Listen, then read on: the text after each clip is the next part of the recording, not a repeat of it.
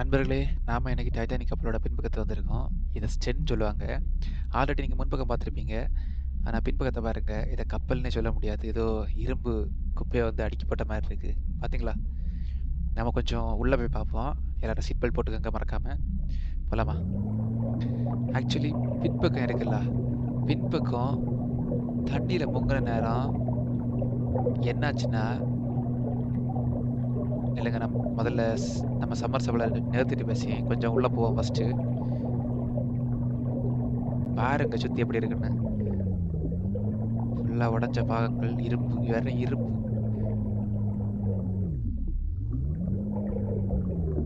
சரி. இப்ப எக்ஸ்ப்ளைன் பண்ணேன். இந்த பின்பக்கம் உடைஞ்சு தண்ணிக்குள்ள முங்குனப்போ, நான் முதல்ல சொல்லியிருப்பேன். மின்பக்கம் வந்து உடைஞ்சு அப்படியே வந்து தண்ணிக்குள்ள முதல்ல போச்சு. ஆனா மின்பக்கம் உடைஞ்சு உள்ள போனப்போ, தண்ணி வந்து கொஞ்சம் கொஞ்சமா ஃபில் ஆகி, உள்ள இருக்க காத்தெல்லாம் வெளிய போன பிறகு, அது ஸ்மூத்தாட்டு தான் லேண்ட் ஆச்சு சரியா உள்ள தரையில. அது எப்படின்னா மின்பக்கம் வந்து கரெக்ட்டா இப்படி கூர்மையா இருக்கும் சரியா? இந்த ஹைட்ரோடைனமிக்ஸ் நம்ம என்ன சொல்லியிருக்கேன்ல, தண்ணிய வந்து கிழிச்சிட்டு போக. முன்பக்கத்துக்கு வந்து அது வசதியா இருக்கும். முன்பக்கம் எப்படின்னா, தண்ணிய கிழிச்சிட்டு நேரே போய் மெதுவாட்டு அ தரையில லேண்ட் ஆச்சு. இந்த இத பின்பக்கத்த கம்பேர் பண்றப்போ. ஆனா பின்பக்கம் எப்படின்னா, பின்பக்கம் வந்து நான் சொன்ன மாரியே கூர்மையான இடம். தண்ணீல கரெக்ட்டா லேண்ட் ஆகி போக அப்படிப்பட்ட தண்ணீய கிழிச்சிட்டு போக அப்படிப்பட்ட இதெல்லாம் கிடையாது இதுல. சரியா? இப்ப ஒரு எக்ஸாம்பிள் சொல்றேன். கொடைய வந்து நீங்க காத்துக்கு எதிர்மாறா பிடிச்சா என்ன ஆகும்? அப்படி வளைஞ்சு போகும்ல. அதே மாரி தான் இதுவும்.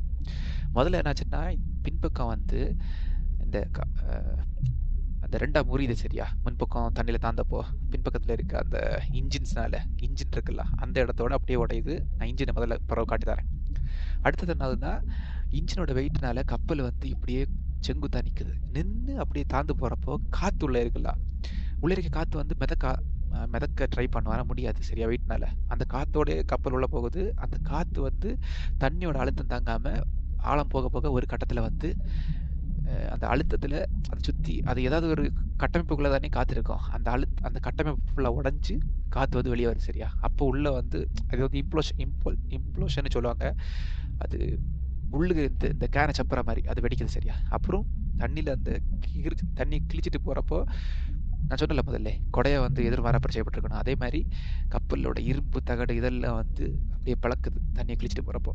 அப்புறம் வந்து இது வந்து இந்த கூர்மையான இது இருக்கனால முன்பக்கம் வந்து அழகா ஸ்மூத்தா லேண்ட் ஆகுது. ஆனா பின்பக்கம் வந்து அப்படி லேண்ட் ஆகாம அப்படியே வந்து விழுது தரையில சரியா? அந்த விழுந்த ஃபோர்ஸ் இதெல்லாம் சேர்ந்து இந்த இரும்பு இதெல்லாம் சேர்ந்து இந்த ஒவ்வொரு அடுக்கடுக்கா இருக்கும். ஒவ்வொரு பேசஞ்சர்ஸ்க்கு அது எல்லாமே ஒண்ணுக்கு மேல ஒண்ணு கொலாப்ஸ் ஆகி அப்படியே வெடிக்குது. சரியா? தரையில விழுந்து. இதான் நடந்தது.